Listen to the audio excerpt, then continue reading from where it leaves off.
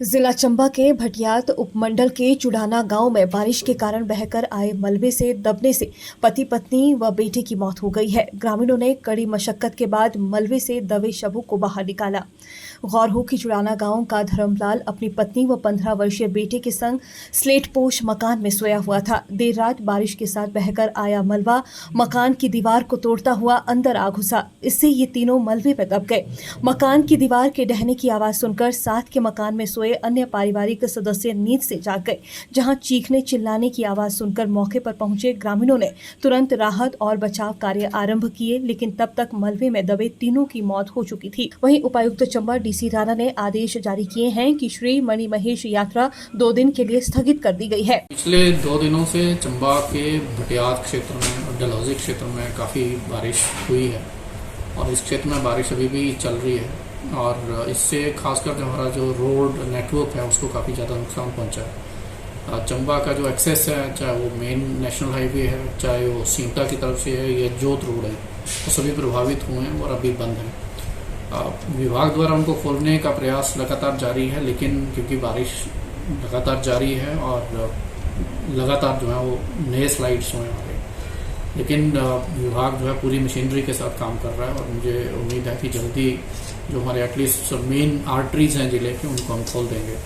अभी जिले में लगभग 100 के करीब जो रोड हैं वो डिस्ट्रक्टेड है। उसमें से ज़्यादातर जो है वो सलूनी क्षेत्र है और भटियात क्षेत्र हमारा है। 290 के करीब हमारे जो ट्रांसफार्मर्स हैं वो अफेक्ट हुए हैं, उसमें से ज़्यादातर भटियात क्षेत्र में अफेक्ट हुए हैं। जल शक्ति विभाग की 75 के करीब जो स्कीम्स हैं वो प्रभावित हुई हैं।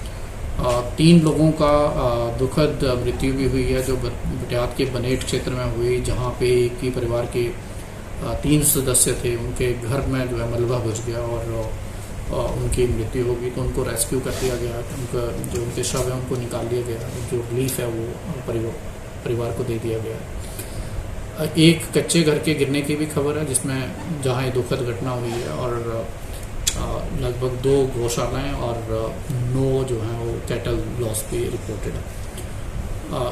इस स्थिति को ध्यान में रखते हुए जो इस क्षेत्र के स्कूल हैं उनको बंद कर रखा है आज के लिए और डिप्टी डायरेक्टर हायर और एलिमेंट्री को ये भी निर्देश हैं कि दूसरे क्षेत्रों में भी जहाँ पे भी बारिश का प्रभाव है और बच्चों को स्कूल आना सेफ नहीं है, उन स्कूलों को बंद करने के उनको ऑथोराइज कर दिया गया है। एहतियात के तौर पे मणिमहेश यात्रा को अगले 2 दिन के लिए सस्पेंड करने के भी निर्देश दे रखे हैं, क्योंकि लोग चंबा नहीं आ पाएंगे और इवन जो चंबा में आए हैं उनको बाहर निकलने के लिए भी काफ़ी मेहनत करनी पड़ रही है, क्योंकि हमारा NH भी उसमें शामिल है।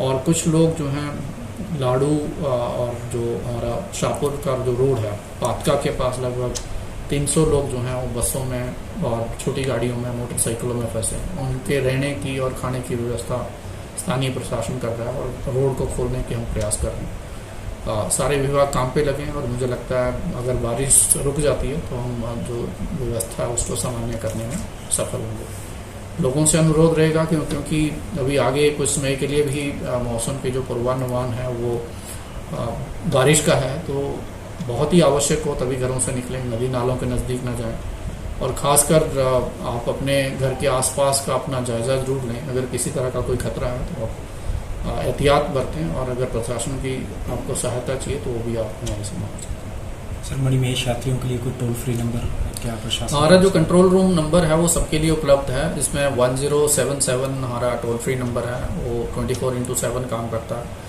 98166 एंड 98166 हमारा मोबाइल नंबर है और उसके अलावा लैंडलाइन नंबर्स भी हैं।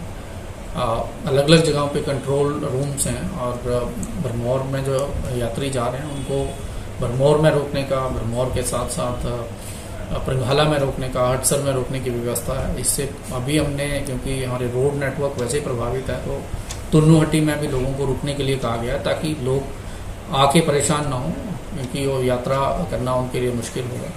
और अगले 2 दिन में रोड नेटवर्क जो है ठीक होने की संभावना है, तो उसके बाद यात्रा को पुनः चालू कर दिया जाएगा।